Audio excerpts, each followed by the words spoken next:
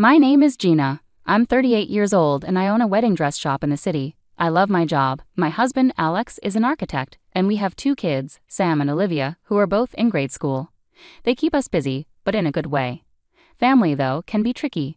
I get along well with Alex's parents and his younger brother, Mike. But his older sister, Carol, is a different story.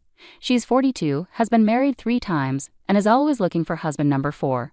If there were an easy way to deal with her, I would have found it by now. Let me describe a typical family dinner at my in-laws' house. The dining room is cozy and well-lit, full of conversation. Alex's mom is as sweet as ever, putting food on the table. Mike and his wife, Jane, are helping with the kids, keeping them busy. And then there's Carol, lounging dramatically on a chair with a glass of red wine, talking loudly enough to overpower everyone else. Carol, waving her glass, says, "So Gina, still playing dress-up with those brides? When are you going to design something real, like haute couture or something?" I hold back my response, focusing on serving mashed potatoes. I've learned that arguing with Carol only makes things worse. Mike jumps in, trying to change the topic. "Hey Carol, heard you're planning another wedding. What's the lucky guy like?" Carol smirks. "Oh, successful, rich, the usual. Not that you'd get it, little brother." Jane gives me a sympathetic look. She knows what it's like to deal with Carol. We exchange a knowing eye roll. The dinner continues with the usual mix of jokes and jabs, especially from Carol. She's skilled at making conversations about herself. Alex catches my eye and gives me an encouraging nod. We're a team, and handling Carol is just one of the challenges we face together as a family. As the evening winds down and we say our goodbyes, I hug my mother-in-law tightly, feeling her support. Driving home, Alex reaches for my hand. "You okay?" "Yeah," I sigh, watching the city lights blur past. "Just another day, right?" "Right." Alex agrees warmly. "But we have each other, and that's what matters." He's right. Despite the drama with Carol, we have a strong bond and our own little world. One typical Thursday morning, I was busy in my atelier sketching a new design idea. The studio was peaceful, with only the gentle hum of the sewing machine where Lisa, my assistant, was working on an urgent order. That's when my phone rang. It was Jane, Mike's wife. "Hey Gina, guess what? You won't believe what I just heard," Jane's voice crackled mischievously over the phone. I leaned back, eager for a break from the morning routine. "Tell me, what's the scoop?" "So, Carol's tying the knot again. 4th time's a charm, right?" Jane chuckled, and I couldn't help but join in. "Seriously? Again? What's the story this time? Did she find another rich guy looking for a trophy wife?" I asked, half-jokingly. "Exactly, some big-shot real estate guy from out of town. She's planning another extravagant wedding. Get ready, because you might get the call for a dress soon," Jane warned. I sighed, imagining the headache ahead. "Thanks for the heads up. I better stock up on aspirin and patience." Lisa, from her sewing station, chimed in, having caught the gist of the conversation. "Not Carol again. Her last dress was a nightmare with all those changes she kept making to the lace." "Yeah, I remember," I said, rubbing my temples at the memory. "Let's hope she finds a different designer this time." But fate and Carol had other plans. Just after I finished talking with Jane, the doorbell of my atelier rang, announcing a visitor. Speak of the devil, and there she was. Carol swept into my shop, draped in a designer scarf and oversized sunglasses. Her mother, Helen, followed behind, looking apologetic. "Gina, darling, I need your magic touch again." "We're planning another wedding," Carol announced loudly, taking off her sunglasses and eyeing my shop with barely hidden disdain. I plastered on a smile, masking my reluctance. "Carol, congratulations on your engagement. But are you sure you want to go through the dressmaking process with me again? Last time was quite eventful." "Oh, come on. Who else in this town can handle my impeccable taste? Plus, you owe me for not completely botching the last dress," Carol retorted, her laugh sharp and brief. Helen gave me a pleading look. "Gina dear, I know Carol can be a handful, but we really need your help. Family." "Yeah, family." I repeated the word, family, the bitterness evident in my tone. "Okay, Carol, let's see what we can come up with. But this time we're doing things my way. Deal?" Carol pursed her lips, clearly displeased with the conditions, but reluctantly agreed. "Fine, but I have specific ideas this time. It needs to be spectacular, more spectacular than before." As they left, I turned to Lisa, who was grinning. What did I do to deserve this? Lisa shrugged sympathetically. "Who knows? But if anyone can handle Carol's drama, it's you." The rest of the day blurred by with fabrics and sketches, but Carol's upcoming 4th wedding and the troublesome gown occupied my mind.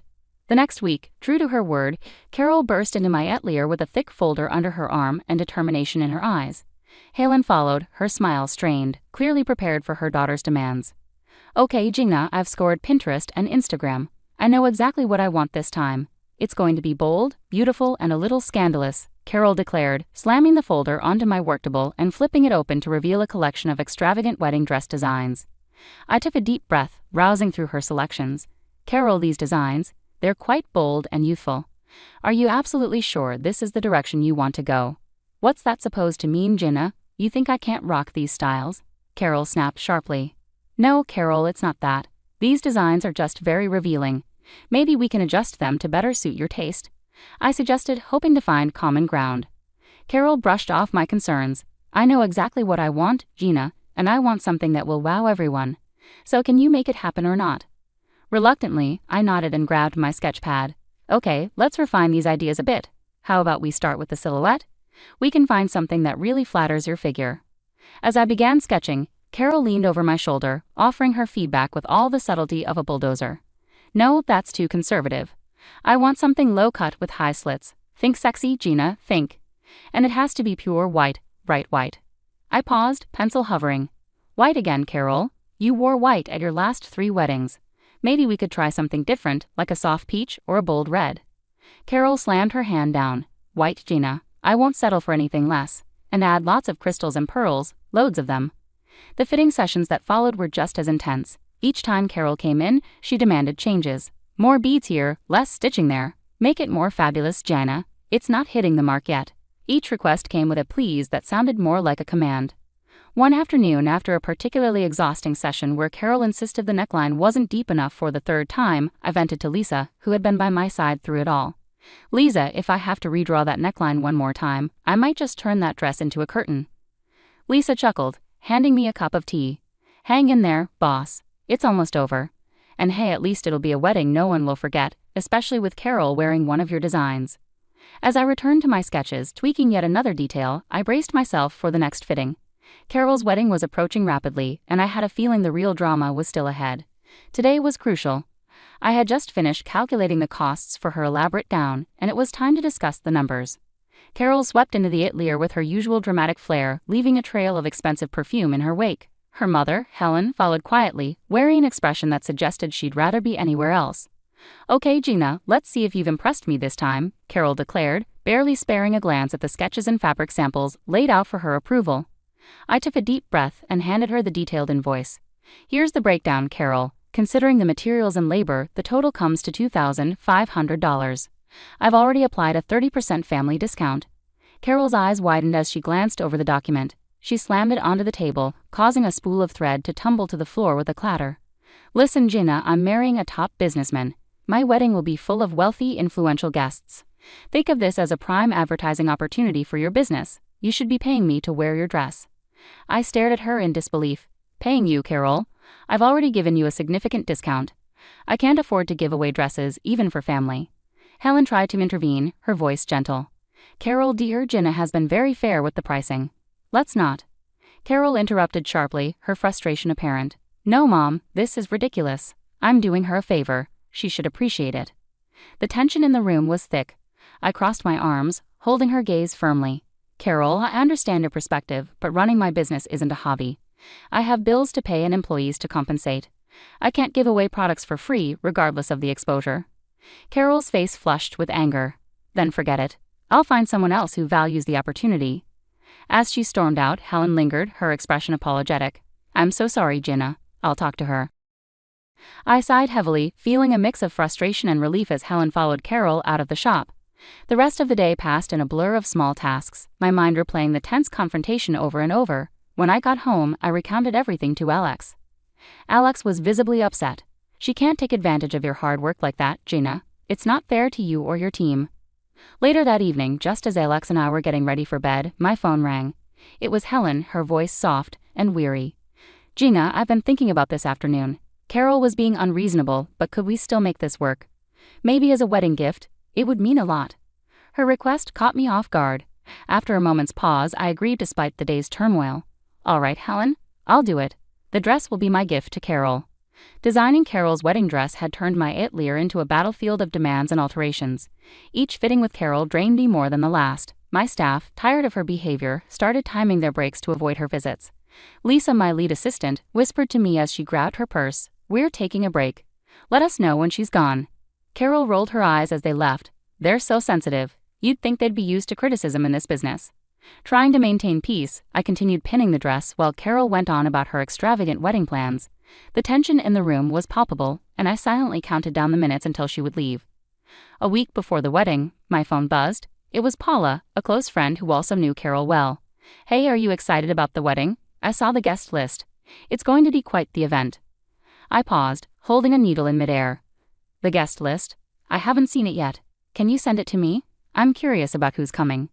"Sure, I'll email it to you now," Paula replied before ending the call.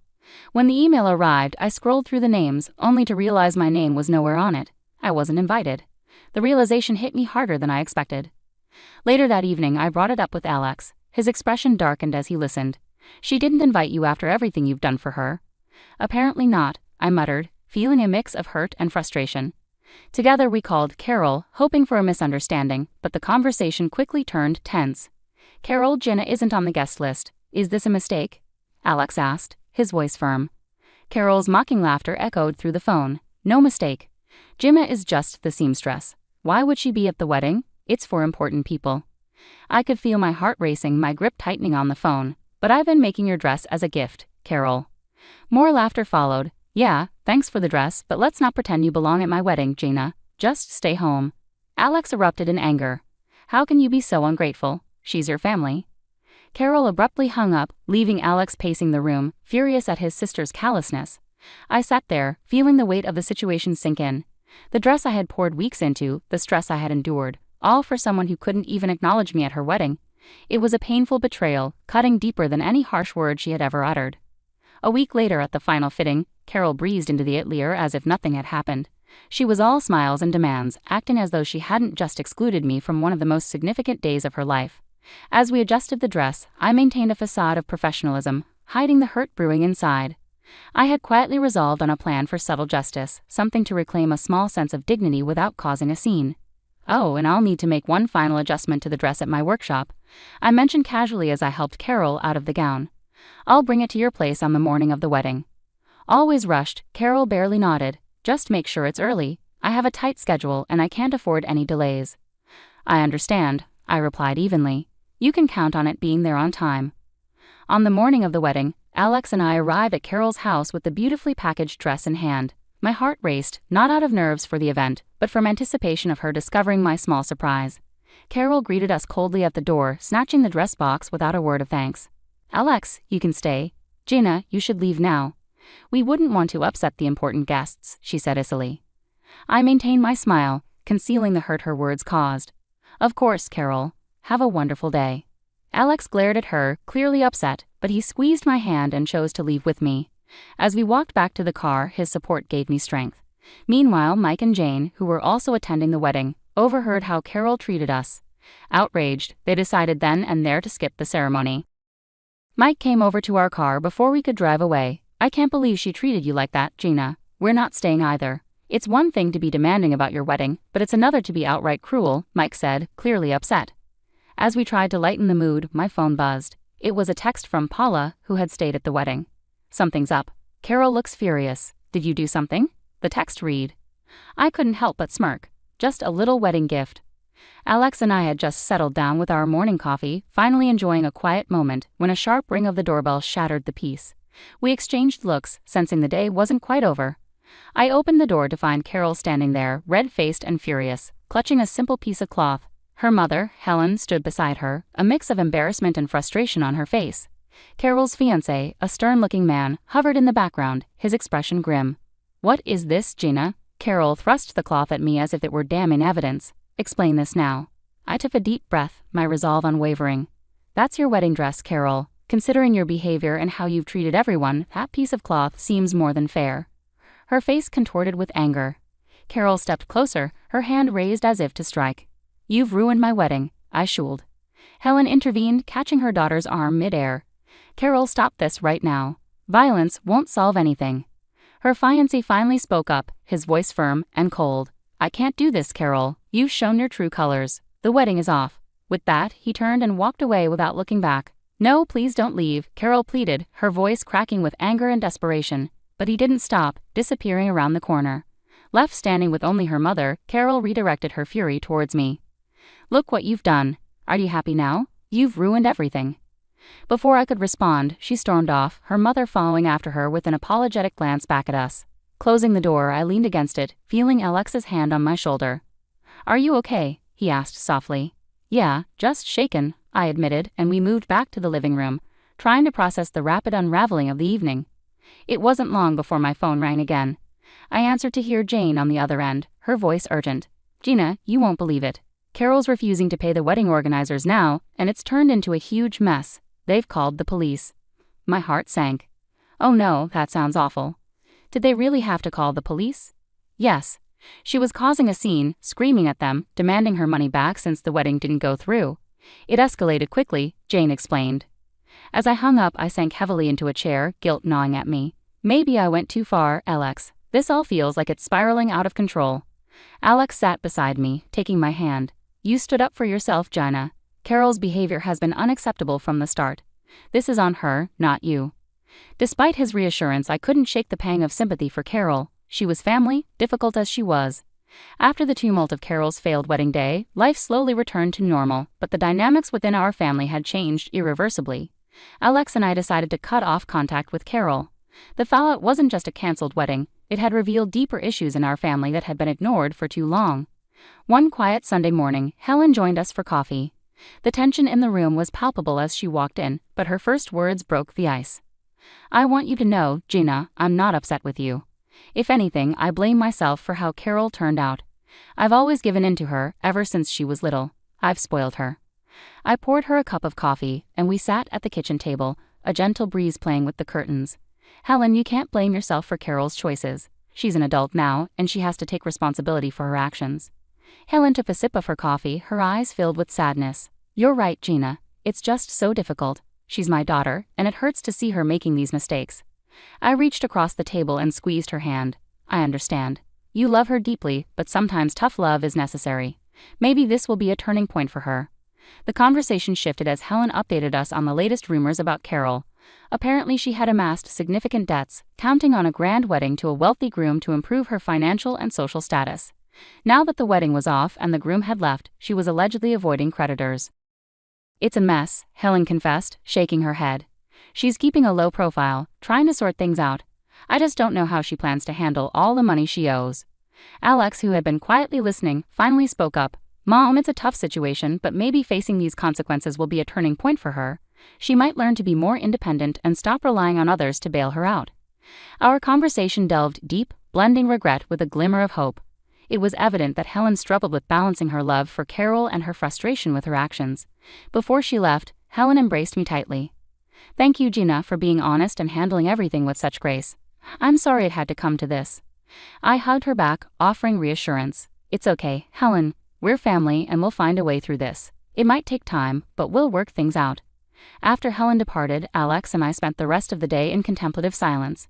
The situation with Carol had left a lasting impression, reminding us of the complexities within family relationships and the valuable lessons that can emerge from confronting difficult realities.